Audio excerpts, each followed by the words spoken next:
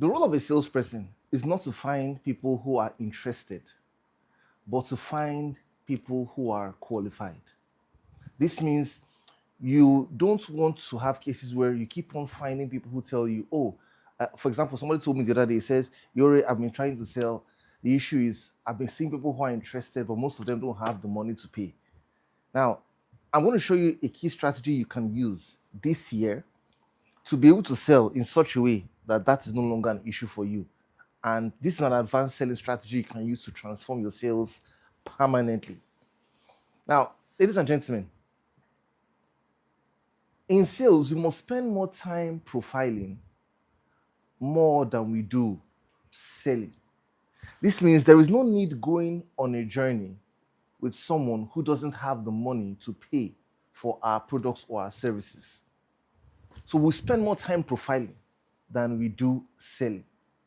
Now, in order for you to profile successfully and qualify successfully, so that you don't keep on hearing things like, let me get back to you, let me think about it, let me talk to my spouse first. Sometimes all these objections we face are a result of poor profiling. Poor profiling. This year, you're going to improve your selling skills in such a way that you become a pro in profiling.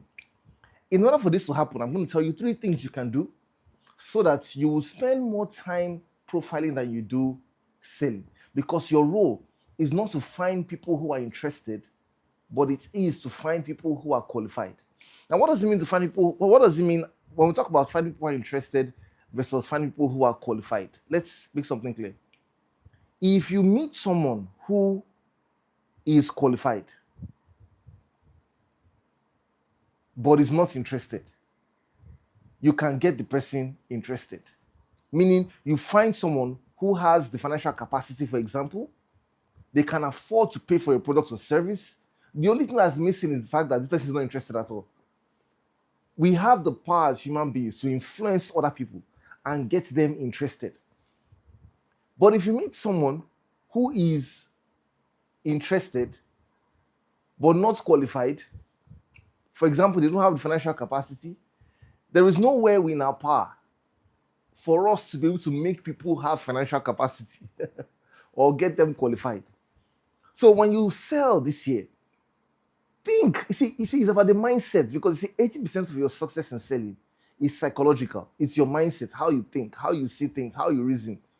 Your thinking, the way you analyze when you think about selling and think about your targets and think about your product or service, the way you analyze should be, you know what? Where are the people who are qualified? So it's not enough to say, well, he's interested. The issue is that he doesn't have the money. It's not enough. No. In fact, if you're still saying that, it's because your sales process is not tweaked correctly. You're putting the cart before the horse. There is something that must come first. We must check, is he qualified? Yeah, when I work with sales teams as an organization, we work with sales teams across several countries, including Nigeria, Ghana, USA, UAE, Rwanda. And I observe that in their sales meetings, or even in their CRM, their reporting, I see people asking their team, I see team leads asking their salespeople, they say, is he interested? Is he interested? Is he interested? Wrong question. That kind of question is already a sign that the thinking is wrong. Or you hear a salesperson reporting and it says, tell me about your plans for the week, or tell me about the people you're working on for the week. Okay, the person says, okay, this week I'm going to follow up on Mr. XYZ. I had a meeting with him last week and I found out that he was interested. Wrong communication as a result of wrong thinking. This year, the communication will change. What's it going to be? It's going to be, had a meeting with Mr. Babajide and I have not been able to confirm if he's fully qualified yet. I've engaged him, asked a few questions, but we're still trying to be sure.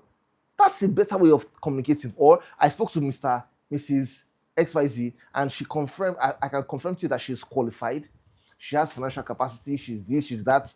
Therefore, the next thing is to see how to increase her interest, or she's qualified, but she's not looking out for a product or service at this time. That's a better communication for progress and growth as a salesperson. The focus is on who is qualified. No need going on the long journey with the wrong person. How do you determine those who are qualified? Now, it starts by having the conversations the right way. You must have the conversation the right way. I said, spend more time profiling than you do trying to sell, or qualifying than you do trying to sell. Then start the conversations the right way. If you don't start conversations the right way, qualifying becomes a Herculean task. First of all, to qualify and to profile means you've determined the prospect's financial capacity, you've determined if it is urgent for them, and you've determined their decision-making process. These are three things that hinder the sale. If the person doesn't have the money, we can't make progress. If the person has the money, but it's not urgent for them, meaning it's not something I'm looking for now, it's not urgent, it becomes a challenge. Then if the person says, I have to talk to somebody first, oh, I'm not the one who decides, I have to talk to my board, whatever, it becomes an issue, decision-making process. So these three must be present. But the most important one among these three is financial capacity. Because if the person doesn't have financial capacity, it doesn't matter how urgent it is. It doesn't matter if the person is the final decision maker. No progress will happen. However, if the person if the person is not the final decision maker, but has financial capacity, we can always follow through in the sales process till we access the final decision maker. If it's not urgent for the person, but the person has financial capacity, we can always follow through and do certain things to pique their urgency and get them to do business with you. So when you think about profiling of financial capacity, think of the acronym FOOD, F-U-D. Financial capacity, urgency, decision making. When your team members come back from the field today, ask them, did you profile? Are they qualified?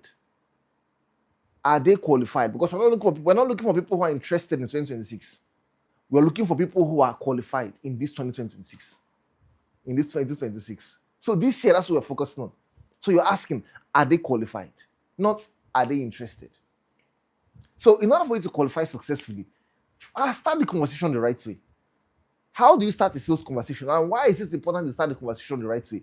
If you don't start the conversation the right way, you will not set the platform for you to lead the conversation to be the one to qualify successfully. If you start selling to a prospect and you just go ahead and start asking questions, or you just go ahead and start talking about your product or service, that could become a problem. If you just go ahead and start talking about your product or service, the person would end up saying, okay, I've heard you, I'll get back to you. I've heard you give me a lot of information, let me think about it. Information overload. Objections arise because of conversations starting the wrong way. So make sure that you begin conversations strategically. If you start it the wrong way, it will bring up objections, and when it brings up objections, it could be an issue. Now, how do I now qualify? Or how do I start my conversation the right way? You start your conversation the right way by making sure that you ask for permission to ask questions. If you don't ask for permission to ask questions and you just go ahead and start asking questions, the prospects could feel like, why so many questions? Are you not being too intrusive?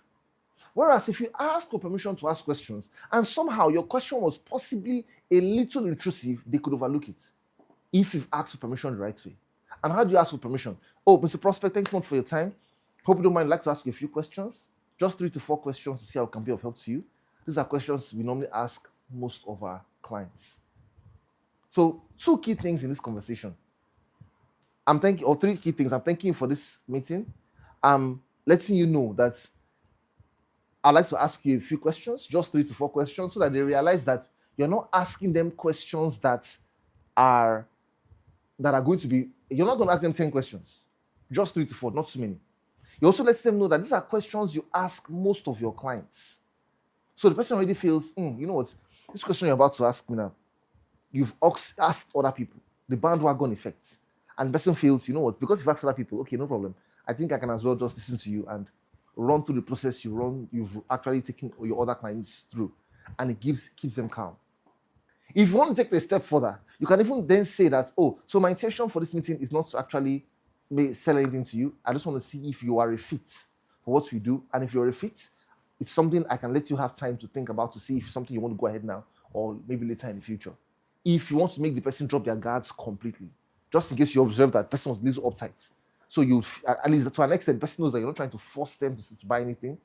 You're actually trying to see if they actually fit, qualified, and you want to see if it's something that you want to see if something that they'll be willing to decide now or take their time to think about it over time. The point is that this helps everybody relax and the conversation can start to move smoothly. Now, the second thing is, before the meeting, I want you to note that when you sell, you want to write your questions down, right? Write your questions down. There is something wrong about meeting a prospect, and when you're selling, you're talking from your notes. You're talking from your notes. There's something wrong with that. When you're talking about your product or service, and you're trying to describe the features or the benefits, and you're having to look at your notes. However, there's nothing wrong if you want to ask your questions, 3 to 4 questions, and you start by saying, okay, sir, that's my first question, and you read the question to the prospect. Of course, not like you're going to read it like this and talking. Okay, sir, I want to find out from you how you know. I'll look at my notes, get an idea of what question I want to ask, and I look at you and I ask the question. If you do that, your questions will be like lasers. They will be so spot on. If questions don't come out right, it would affect the response of the prospects. It will affect their interpretation and would even affect the kind of feelings they will have towards that sales meeting. So make sure your questions are written out. 3 to 4 questions. It's expected that in every sales meeting, you ask the same set of questions. If you want to, Bruce Lee says, I'm not afraid of the man that has done 1,000 kicks. I'm only afraid of the man that has done one kick 1,000 times. So the plan is to have a certain sales process, a certain sales system, a perfect system that gets you to sell in such a way that whenever you follow this process, people respond positively. For you to find a perfect system, you need to have the same thing tested on several prospects over a period of time. And as you go along, you can now be tweaking, just tweaking slightly so you have something perfect that works. And I hope you know, when I tell you asking questions, it is expected that you can't sell to a prospect standing.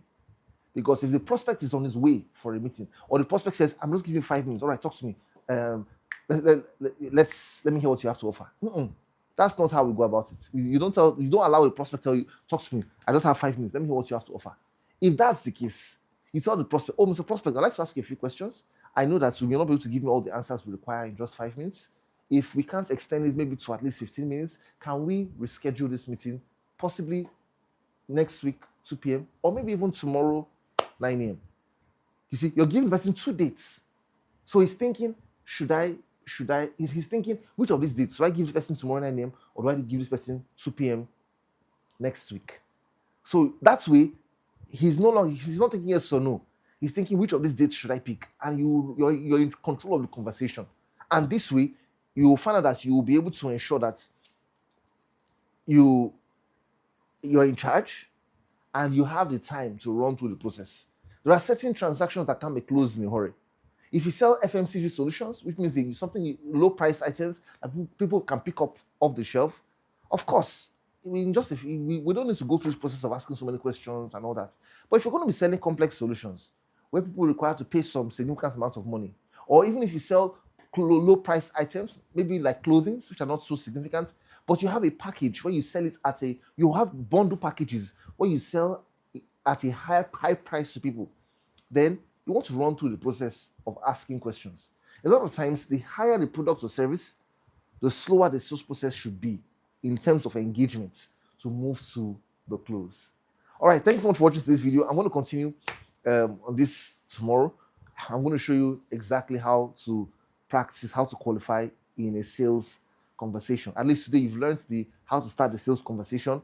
You've also learned how to structure yourself as a salesperson to make sure that your questions are written down and you can be able to engage your prospects strategically. All right, thanks so much for watching this video. If you haven't watched the next video, please watch the next video. If you haven't subscribed, subscribe here as well. I look forward to seeing you in the next video. Talk to you soon. If you haven't liked, like to.